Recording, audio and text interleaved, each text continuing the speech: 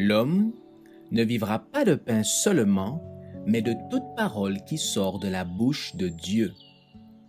Voici votre moment de méditation quotidienne.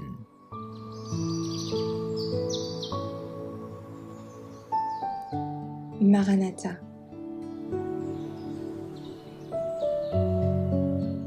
Le 16 septembre, les 7 dernières plaies sont versées.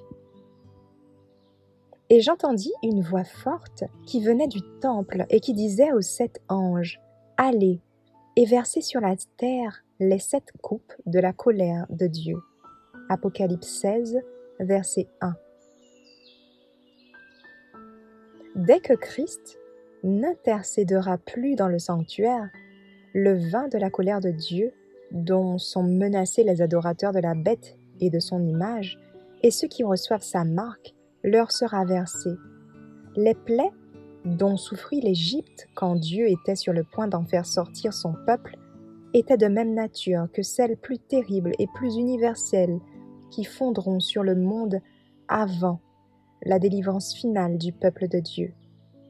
Le voyant de Patmos en parle en ces termes.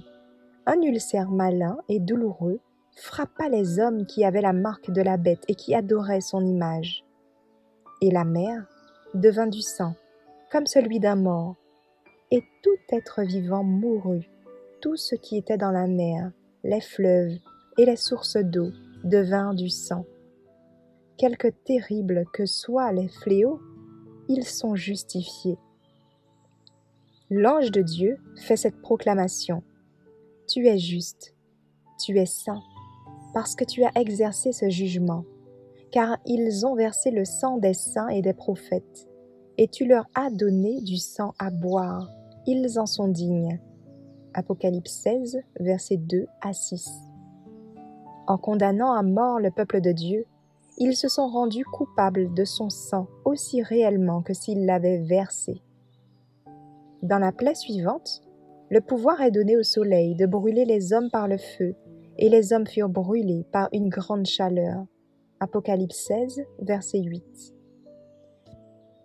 Ces plaies ne seront pas universelles, autrement les habitants de la terre périraient tous.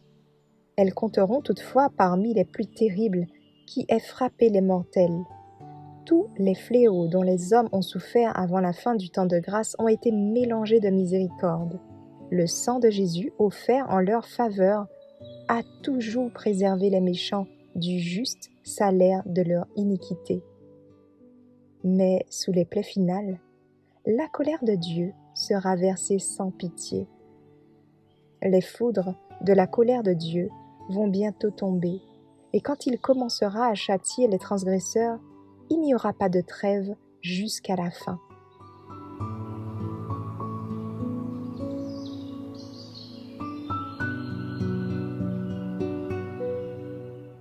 Merci d'avoir écouté cette présentation. Assurez-vous de nous rejoindre demain pour votre moment de méditation quotidienne avec lereste.org.